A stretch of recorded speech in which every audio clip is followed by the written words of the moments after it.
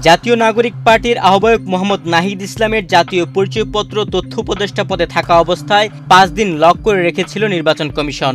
সূত্র জানিয়েছে, এনআইডি তথ্য ফাঁসের অভিযোগের ভিত্তিতে ওই সিদ্ধান্ত নিয়েছিল সংস্থাটি। যদিও ওই অভিযোগের প্রমাণ না মেলায় পরবর্তীতে আবার সেই সিদ্ধান্ত থেকে সরে আসে ইসি। আনলক করে দেওয়া হয় নাহিদের এনআইডি। জানা গেছে, উপদেষ্টা পদে থাকাকালীনই তার বিরুদ্ধে একটি অনলাইন প্ল্যাটফর্মে এনআইডি তথ্য ফাঁস করার অভিযোগ আসে ইসির কাছে। সরকারি একটি সংস্থার তৎকালীন মহাপরিচালক মৌখিকভাবে মোহাম্মদ নাহিদ ইসলামের বিরুদ্ধে ভণ্ড বাবা নামে এক হোয়াটসঅ্যাপ গ্রুপের মাধ্যমে নাগরিক তথ্য সংগ্রহ করে বাইরে পাচারের অভিযোগ আনেন। সে অভিযোগ আমলে নিয়ে তদন্ত করার সিদ্ধান্ত নেয় ইসি। তবে সহকারী প্রোগ্রামার আমিনুল ইসলামের নেতৃত্বে গঠিত ২ সদস্যের তদন্ত কমিটি প্রতিবেদন দেওয়ার আগেই নাহিদের এনআইডি লক করার সুপারিশ করেন সিস্টেম অ্যানালিস্ট মোহাম্মদ রফিকুল ইসলাম।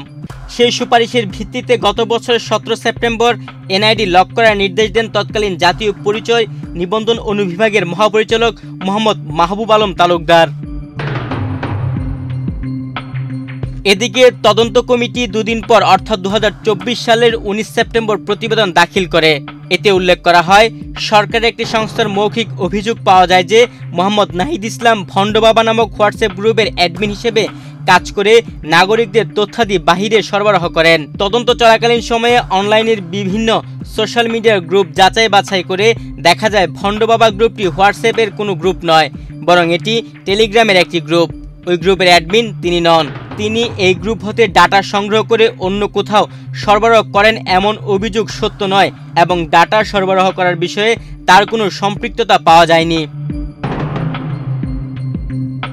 প্রতিবেদনে বলা হয়, যেহেতু এই ভোটার কর্তৃক ডাটা সরবরাহ করার বিষয়ে কোনো সম্পৃক্ততা পাওয়া যায়নি এবং অভিযোগটি মিথ্যা প্রমাণিত হয়েছে, সেহেতু মোহাম্মদ নাহিদ ইসলামের এনআইডি আনলক করার জন্য সুপারিশ করে কমিটি। তাদের প্রতিবেদনের ভিত্তিতে নথি উত্থাপন করা হলে ২২ সেপ্টেম্বর এনআইডি মহাপরিচালক তখন এনআইডি আনলক করার সিদ্ধান্ত দেন।